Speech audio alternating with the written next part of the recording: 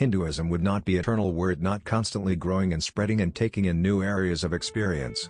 Precisely because it has this power of self-addition and readaptation in greater degree than any other religion that the world has even seen, we believe it to be the one immortal faith. Our daily life creates our symbol of God. No two ever cover quite the same conception. For the attention of the poet chronicler is fixed on the invisible shackles of selfhood that bind us all.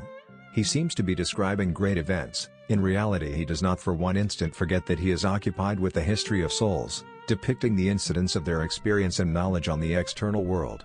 If the many and the one be indeed the same reality, then it is not all modes of worship alone, but equally all modes of work, all modes of struggle, all modes of creation, which are paths of realization. No distinction, henceforth, between sacred and secular. To labor is to pray. To conquer is to renounce. Life is itself religion. To have and to hold is as stern a trust as to quit and to avoid. It has to be humanized, emotionalized, made the trumpet voice and evangel of the race that inhabit India. Born October 28, 1867. Died October 13, 1911, aged 43. Bio: Bhagini Nivedita was a Scots-Irish social worker, author, teacher and a disciple of Swami Vivekananda. She spent her childhood and early days of her youth in Ireland. Known for The Master as I Saw Him, 1910, Kali the Mother, 1900, The Web of Indian Life, 1904, Cradle Tales of Hinduism, 1907, Myths of the Hindus and Buddhists. Most of us will find that we were born for service. We must leave the results to God. If failure comes, there need be no sorrow. The work was done only for God. Swami Vivekananda: if the many and the one be indeed the same reality, then it is not all modes of worship alone, but equally all modes of work, all modes of struggle, all modes of creation, which are paths of realization. No distinction, henceforth, between sacred and secular. To labor is to pray. To conquer is to renounce. Life is itself religion. To have and to hold is as stern a trust as to quit and to avoid. A single generation enamored of foreign ways is almost enough in history to risk the whole continuity of civilization and learning. Sister Nivedita.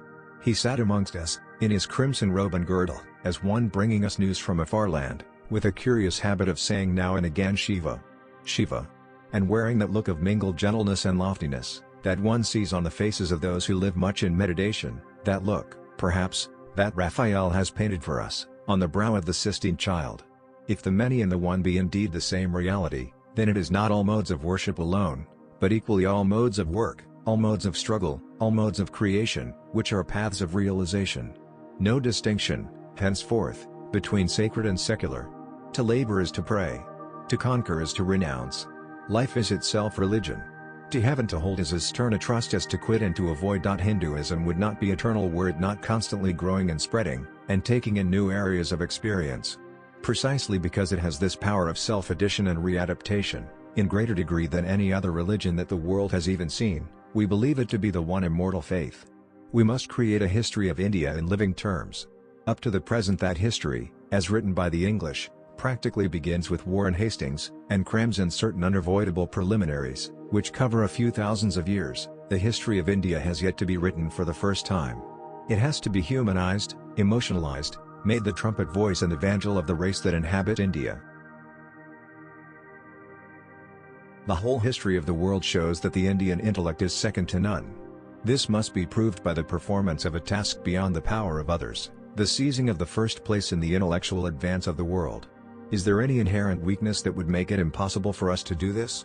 Are the countrymen of Bhaskaracharya and Shankaracharya inferior to the countrymen of Newton and Darwin? We trust not. It is for us, by the power of our thought, to break down the iron walls of opposition that confront us, and to seize and enjoy the intellectual sovereignty of the world. Sister Nivedita. I believe that India is one indissoluble, indivisible. Robert Burns, in his splendid indifference to rank, and Whitman in his glorification of common things, have points of kinship with him. But to such radiant wide heart of childlikeness it would be impossible to find a perfect counterpart. In the sublime imagination of the beatific vision, he catches a hint of a deeper reality. But why, he asks, this distinction between time and eternity? Can the apprehension of the infinite good be conditioned by the clock? Oh, for a knowledge undimensioned, untimed, effect of no cause, cause of no effect. A single generation enamored of foreign ways is almost enough in history to risk the whole continuity of civilization and learning. Ages of accumulation are entrusted to the frail bark of each passing epoch by the hand of the past desiring to make over its treasures to the use of the future. It takes a certain stubbornness, a doggedness of loyalty, even a modicum of unreasonable conservatism maybe, to lose nothing in the long march of the ages, and, even when confronted with great empires, with the sudden extension of the idea of culture, or with the supreme temptation of a new religion, to hold fast what we have, adding to it only as much as we can healthfully and manfully carry. Sister Nivedita, for thousands of years must Indian women have risen with the light to perform the salutation of the threshold. Thousands of years of simplicity and patience, like that of the peasant, like that of the grass, speak in the beautiful rite. It is this patience of woman that makes civilizations. It is this patience of the Indian woman, with this her mingling of large power of reverie, that has made and makes the Indian nationality. In the world idea, in order to attain a larger power of giving we may break through any barrier of custom. But it is written inexorably in the very nature of things that if we sacrifice custom merely for some mean and selfish motive, fine men and women everywhere will refuse to admit us to their fellowship. We must create a history of India in living terms. Up to the present that history is written by the English, practically begins with Warren Hastings and crams in certain unavoidable preliminaries, which cover a few thousands of years. The history of India has yet to be written for the first time. Robert Burns, in his splendid indifference to rank, and Whitman in his glorification of common things, have points of kinship with him. But to such radiant white heart of childlikeness, it would be impossible to find a perfect counterpart. We must create a history of India in living terms. Up to the present that history, as written by the English, practically begins with Warren Hastings, and crams in certain unavoidable preliminaries, which cover a few thousands of years. The history of India has yet to be written for the first time. It has to be humanized, emotionalized, made the trumpet voice and evangel of the race that inhabit India. The volumes of letters, recently released, show Sister Nivedita's dedication to India, the country she adopted. The life and works of Margaret Elizabeth Noble, known better as Sister Nivedita, the dedicated one, has been chronicled well. She was one who renounced her motherland, and all the mores that she was accustomed to, for the cause of India. Her greatness manifested in myriad dimensions. Her dedication, her spirituality and her renunciation are well discussed. However, it is her multifaceted character and intense love for India which springs to life through this compilation of some 886 letters which have been published recently by Advaita Ashrama, the publication wing of the Ramakrishna Math. The letters also hold a mirror to the India of those times through the eyes of Nivedita.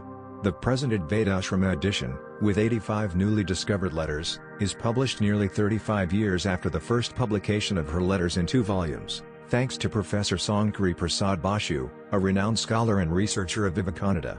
The letters are written to eminent people within India and abroad, between 1897 and 1911. Nivedita wrote the letters almost like a diary to her family, friends and acquaintances across the globe. The recipients include eminent thinkers, philosophers, Nobel laureates, newspaper editors, poets, like Rabindranath Tagore, and scientists. The common thread is her overwhelming love for the land that she adopted as her own. They reveal for the first time some unknown incidents during the British Raj, like a private visit to Nivedita by Lady Minto then the Viceroy, who also went to Dakshineswar temple. Letters were also written to poets, thespians, to famous designer Lalique, to William John Warner, better known as Shero, who many think predicted to Nivedita her death. The maximum number of letters were written to Josephine MacLeod and Mrs. Oldbull, American friends of Swami Vivekananda, who helped and supported Sister Nivedita right from her arrival in India. Nivedita declared in a letter to Ms. MacLeod, "The British Empire is rotten to the core, without direction, and is tyrannical and mean."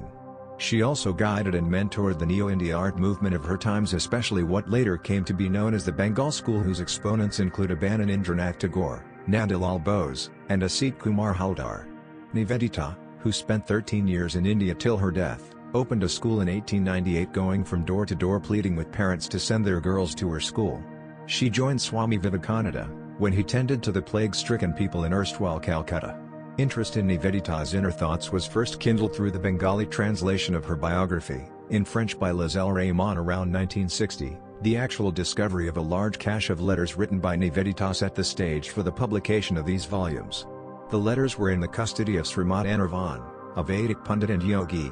On a Sunday afternoon, in a house in South Kolkata, the treasure trove was handed over to Professor Basu with only one condition, that he would use them to work on Nivedita.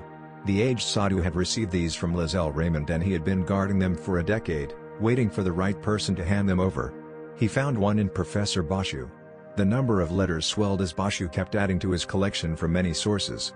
Balaramath. The project also had the blessings of Swami Abhayananda of Balaramath, better known as Bharat Maharaj. He was the only man living who knew Nivedita personally, giving his thoughts on what she was like and what she thought. Deciphering the handwritten letters was a stupendous task. Before his death, the Maharaj passed on the original letters along with some more unpublished ones to the Balaramath. Among her last letters were those Nivedita wrote to Frances Leggett, the sister of Josephine MacLeod, on a bas-relief that was planned for the Vivekananda temple at Balar, where he was cremated. She breathed her last on a wintry dawn in October, in Darjeeling, in the company of her friends Jagadish Chandra and his wife Abala Bose, Bhota Nivedita. Gonan Maharaj of the Ramakrishna mission lit the pyre and she was cremated according to Hindu rites. Later an epitaph was erected at that spot which read, "Here reposes Sister Nivedita of Ramakrishna Vivekananda, who gave her all to India." Margaret Noble was only 10 when she lost her father. But within those tender years she must have imbibed a lot of the values that her clergyman father had held. These acted as her lodestar, as she left her home and her country in 1898, following in the footsteps of Swami Vivekananda. She and her siblings were brought up by her grandfather Hamilton, one of the pioneers of the Irish freedom struggle. That also left some influence on her, as we can gauge from her increasing involvement in India's freedom struggle, which led to her severance of her ties with the Ramakrishna Math and mission after Swami Vivekananda's passing away. Education for girls teaching was very close to Nivedita's heart and she broke new ground in this respect, before she set sail. It is said that what attracted Nivedita to Vivekananda, who held sessions in London in 1895-96, was not only his talk on Vedanta but also his talk on girls' education in India. She was moved enough to leave her home for India to serve the girl children there. Swami Vivekananda with some of his followers in Kashmir. From left to right, Josephine MacLeod, Jaya, Mrs. Old Bull, Dear Mata, Swami Vivekananda and Margaret Noble, Sister Nivedita. Her admiration for Vivekananda led to an all-embracing love for India which was then under the British rule. The whites here were dismissive of her, the erudite Indians accepted her but she had to face the rigidities of the orthodox Hindu society. However, in her letter to Sarabal, she writes how Sarada Devi, the wife of Ramakrishna Paramhamsa, would accept her, calling her Marmai, my daughter, and even sharing food with her, Mrs. Bull and Miss MacLeod. This gave us all the dignity and made my future work possible in a way nothing else possibly could have done, she later wrote in a letter. Her Irish background saw her steadily getting drawn into the burgeoning freedom movement even as her love for the country and its peoples began to manifest through her letters. If one goes through the statesmen between 1904 and 1906 which were watershed years in the Swadeshi movement, the paper's sympathetic stance towards India and its nationalistic struggle is revealed. There was an unknown force at work here, the letters written by Sister Nivedita to Samuel Ratcliffe, the editor of the paper. For some time, she herself edited a nationalist paper after Aurobindo Ghosh left for Pondicherry.